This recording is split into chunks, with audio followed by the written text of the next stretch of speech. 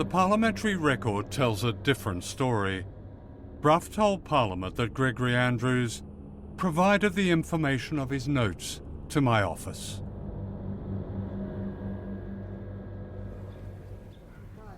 Now, the program used footage showing Aboriginal children sniffing petrol, didn't it? It did. They weren't from Mutijulu. The petrol sniffing footage came from a community called Docker River, which is hundreds of kilometres away. It's like, but it was represented as from Mutijulu. Members of the Mutijulu community complained to the ABC about the program. An inquiry confirmed that footage claiming to be from Mutijulu had come from elsewhere.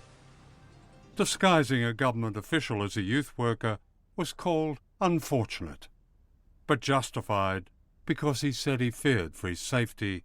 The complaint was rejected. The ABC declined my offer to be interviewed for this film. The people of Mutijulu and others complained to the ABC, and an internal inquiry of a kind was held, yes, and which announced that the program was exonerated. What's your view of the process that exonerated the program? Well, I think it's farcical, really. It's a bit like the police investigating their own behaviour. It may be a perfectly proper process internally to do that, but then to rely on it as exonerating the program makers seems to me to be going a step much too far. When this was exposed, did you get an apology from the ABC? We had no warning, no apology, nothing, and I think we left hanging in the air as though we're still guilty. One of the facts that saddened the members of the Mutijulu community was a failure of the media to recognise that the extremely lurid allegations that had been made against them were false, and were found to be false by the Australian Crime Commission. No one ever took the time to clear the name and the reputation of the Mutijulu community. Again, I say, the Australian Crime Commission, which you gave special powers to, investigated and found no evidence. It is just simply incorrect.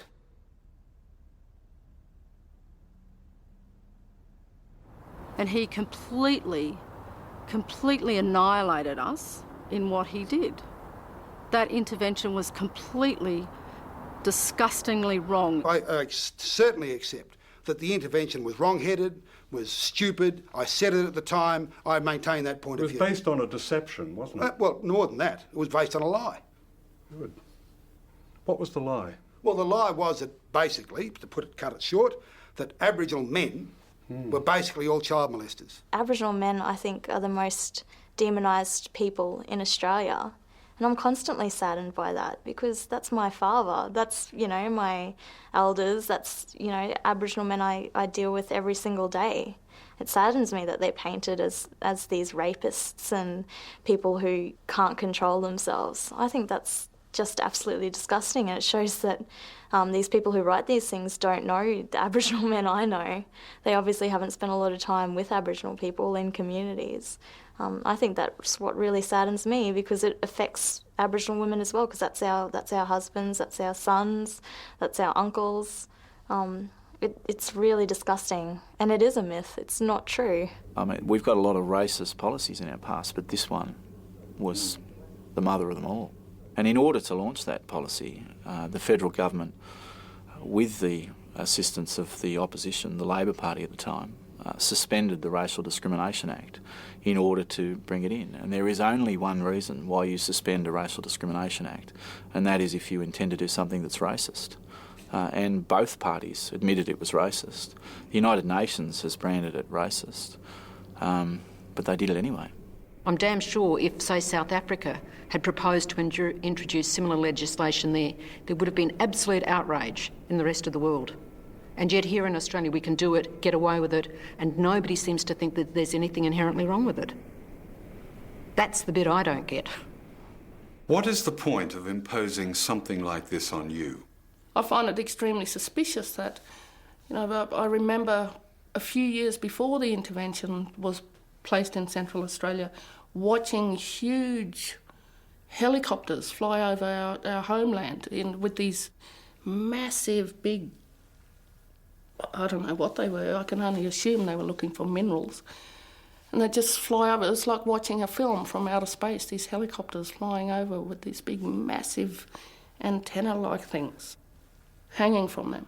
Then, a few years later, the government comes, crashing into the Mutijulu community to sort of obliterate these pedophilia rings that actually weren't there. And then they bring in the intervention, and then amazingly, they find this huge amount of uranium and precious soils in Central Australia.